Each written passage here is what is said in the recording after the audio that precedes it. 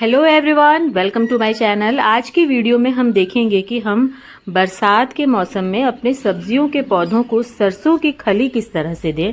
यहाँ पर देखिए, आप मेरी बरसात की सब्जियों के पौधे देख रहे हैं जो कि बहुत अच्छी तरह से ग्रो हो रहे हैं और अब इनमें फ्लावरिंग और फ्रूटिंग भी शुरू हो चुकी है। और मैं कई दिनों से इसमें खाद डालने का सोच रही हूँ।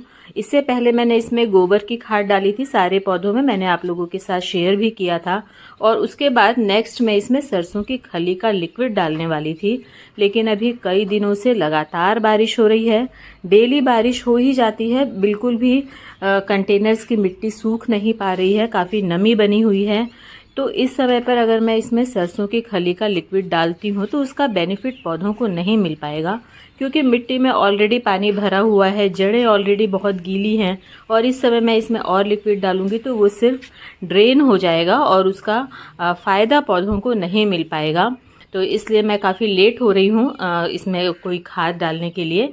देखिए, जो सरसों की खली होती है वो स्वभाव में गर्म होती है, तो जब गर्मी का सीज़न होता है उस समय हमें अपने पौधों को इसे देने से बचना चाहिए, क्योंकि ऑलरेडी गर्मी होती है और बहुत ज़्यादा गर्म होती है सरसों की खली, तो उससे पौधे कई बार ख़राब होने का पौधों को डर रहता है। इसलिए गर्मियों में हम इसे देने से थोड़ा सा बचते हैं। लेकिन अब लगातार बारिश की वजह से मौसम में थोड़ी ठंडक आ चुकी है, तो अब मैं अपने पौधों को सरसों की खली दूंगी। लेकिन मिट्टी गीली होने की वजह से मैं इसे लिक्विड फॉर्म में नहीं डालूंगी, मैं इसे सॉलिड फॉर्म में अपने पौधों को दूंगी। तो आज की वीडियो में मैं यही शेयर करूंगी कि अगर आपकी साइड भी लगातार बारिश हो रही है और आप सरसों की खली देना चाहते हैं तो किस तरह से आप अपने पौधों को सॉलिड फॉर्म में सरसों की खली दे सकते हैं, कितनी मात्रा में देना है और किस तरह से अपने पौधों को आप इसे दें ताकि पौधों को ज़्यादा से ज़्यादा फ़ायदा हो सके। तो यहाँ पर देखिए, ये मैंने ले ली है सरसों की खली, जो कि आपको पूरा इसका चूरा दिखाई दे रहा होगा। ये नमी लगने की वजह से, मतलब खुली में रखी हुई थी तो ये बिल्कुल ऐसे अपने आप चूरा हो गई है। तो अगर मुझे इसका लिक्विड बनाना होता तो मैं ऐसे ही 3-4 मुट्ठी डाल के और इसका लिक्विड बना लेती। लेकिन अब मुझे इसका लिक्विड नहीं बनाना है तो मैं इसे ऐसे ही अपने पौधों को दे दूंगी। अगर आपके पास सरसों की खली का केक है तो आप इसे थोड़ा सा कूट करके इस तरह से बारीक बना सकते हैं, या फिर थोड़ा आप उसे खुले में छोड़ दीजिए। हल्की सी नमी लगने की वजह से ये अपने आप इस तरह से चूरा हो जाता है। और अगर नहीं होता है तो आप इसे थोड़ा सा कूट कर ऐसे पाउडर फॉर्म में कर लीजिए, हल्का हल्का मोटा मोटा भी रह जाएगा तो कोई दिक्कत नहीं है। और इसके बाद आप इसे थोड़ा थोड़ा, लगभग एक एक मुट्ठी के बराबर एक प्लांट पर दीजिए। बहुत ज़्यादा नहीं देना है और एकदम जड़ से थोड़ा सा छोड़कर थोड़ा आसपास देखिए, जैसे मैं डाल रही हूँ, बिल्कुल थोड़ा थोड़ा डालना है, बहुत ज़्यादा नहीं डालना है।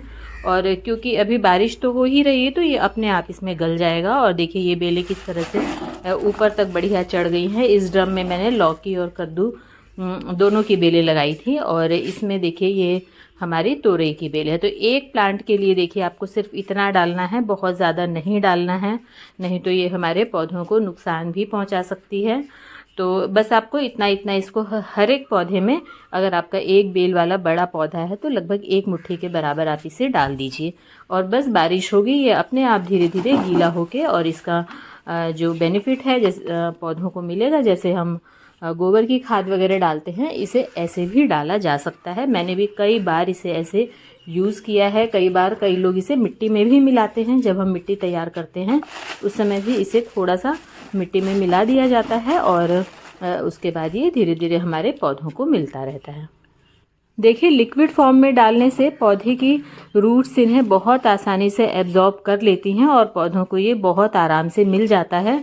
लेकिन हमें अपनी गार्डनिंग मौसम के हिसाब से अपनी सुविधा के अनुसार करनी है। सिर्फ ऐसा कोई रूल नहीं होता है कि जैसा हमने रूल बना लिया कि एक बार हमें इसमें मस्टर्ड केक का लिक्विड डालना है तो डालना ही है, ऐसा नहीं है। अगर मौसम साथ नहीं देता, बिल्कुल इस तरह से बारिश हो रही है, तो आप इसे सॉलिड फॉर्म में दे सकते हैं। और यहाँ पर देखिए, पौधे हमारे किस तरह से ग्रोथ पर आ चुके हैं। और ऐसे वक्त में पौधों को समय समय पर, खासकर बरसात के समय में, न्यूट्रिशन देना ज़रूरी है। देखिए, ये तोरई 2 लग भी गई हैं, और बाकी ये जो बरबट्टी है इसमें भी अब फ्लावर्स आ रहे हैं। कद्दू और लौकी में अभी कोई भी फ्लावर नहीं आया है, लेकिन हमारी तोरई और बरबट्टी तो अब फूलने फलने लगी है। तो इस समय पर हमें पौधों को अच्छा सा कुछ देना ज़रूरी है, क्योंकि काफ़ी हैवी ग्रोथ हो चल रही है अभी। और देखिए बरसात में क्या होता है कि जो मिट्टी है वो धीरे धीरे धुलने लगती है।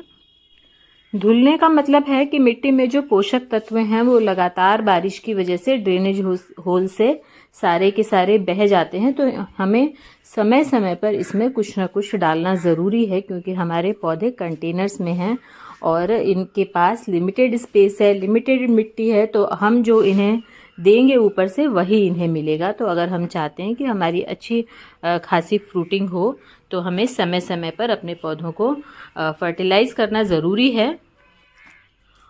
और देखिए इस बार मैंने ये क्रीपर नेट इस साइड लगा दिया था, तो ये पूरा ऊपर शेड तक चला गया है और ये बेलें भी ऊपर तक पहुंच चुकी हैं। तो इतने बिल्कुल ऊपर तक तो मेरा कैमरा भी नहीं जा रहा है, कुछ हल्का सा चढ़ के किसी चीज़ के ऊपर बनाना होगा। आगे से मैं वीडियो बनाऊंगी। अगर पीछे तरफ बेल चली गई होगी और फ्लावर्स वगैरह आए होंगे तो मुझे दिखाई भी नहीं दे रहे यहाँ से।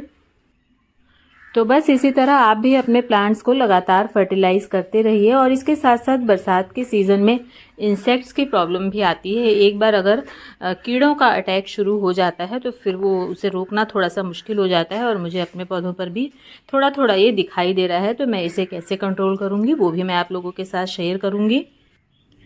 देखिए मैं अभी आप लोगों को दिखाती हूँ कि किस तरह से ब्लैक एफिड्स मुझे दिखाई दे रहे हैं। और ये लॉन्ग बीन्स के पौधों पर ये प्रॉब्लम अधिकतर आती ही है। यहाँ पर देखिए ये जो आपको ये चींटे दिखाई दे रहे हैं ना, ये एफिड्स के ऊपर रहते हैं और ये इसे पूरे पौधों पर फैला देते हैं। देखिए ये पत्तियों के पीछे ये काले काले ये जो दिखाई दे रहे हैं, इसे अगर समय पर कंट्रोल नहीं किया गया तो ये इतनी तेज़ी से बढ़ेंगे कि आपको ये बस 15 दिनों में ही सारे पौधों पर ये लग जाएगा और आपके पौधे ख़राब हो जाएंगे। तो इसे समय रहते इस पर काबू पाना बहुत ज़रूरी है। तो मैं नेक्स्ट वीडियो में आप लोगों के साथ शेयर करूँगी कि मैं इसके लिए क्या करूँगी। तो बस आज के लिए इतना ही। उम्मीद है वीडियो पसंद आई होगी। पसंद आए तो लाइक कीजिएगा, चैनल को सब्सक्राइब ज़रूर कर लीजिएगा।